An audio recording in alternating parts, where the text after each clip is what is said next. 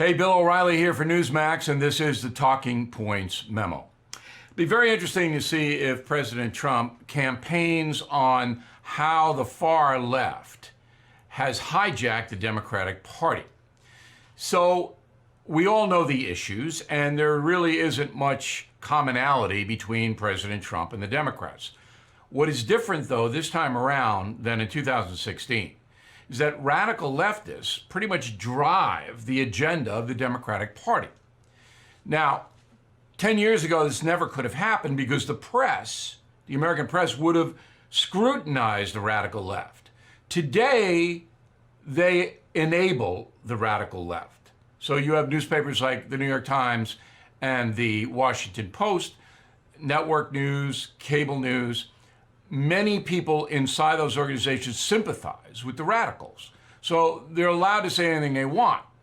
And the perfect example is Alexandria Ocasio-Cortez saying, she's a congresswoman, that the United States has concentration camps on its southern border, that migrants being detained for illegally crossing our border are being put into, quote, concentration camps. The congresswoman uses that word. Now, if you know anything about history, if you've read Killing the SS, my latest book, this is an irresponsible statement in the extreme. There are no concentration camps. Now, she was called on it, Ms. Cortez. She goes, oh no, there's a difference between concentration camps and death camps. That's true. Auschwitz was a death camp. If you were sent there, you were going to be killed. Dachau, outside of Munich, was a concentration camp for political prisoners and other so-called undesirables by the Nazi Party. You didn't necessarily die in Dachau. You did in Auschwitz. So at least a congresswoman knows that. But to say that U.S. detention centers are concentration camps is grossly irresponsible. And 10 years ago, she never would have gotten away with that in the media, but now she does. And Congresswoman Cortez is about the most radical left politician, elected politician I've ever seen. Second, reparations for slavery. There is a hearing in the House this week in a subcommittee, first time ever, about possibly giving African Americans cash payments or land, all right, to make up for slavery in the 19th century. Well, this is never going to happen, and it shouldn't happen.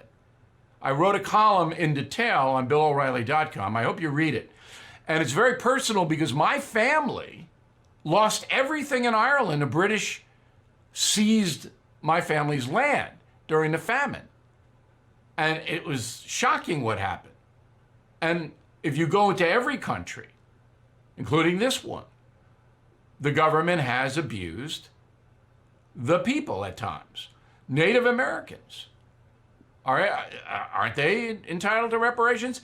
And there was an article this week in the New York Times, an op-ed said, gays are entitled to reparation. Well, everybody's entitled to reparation. Not going to happen. Interesting, though, 58% of African Americans, about 47 million African Americans right now, 58% of them want reparations. You know how many whites want? 8%. 8%.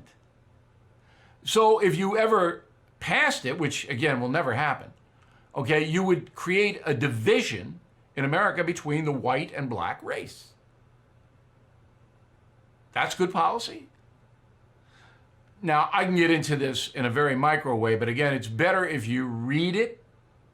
If you read it on BillO'Reilly.com, because then you'll be able to read it slowly and get all of my points. Going back to President Trump, he can campaign on, do you want these people? Is this what you want? You may not like me that much, but that's what you want? Open borders, Alexandria Ocasio-Cortez, reparations, slavery, that's what you want?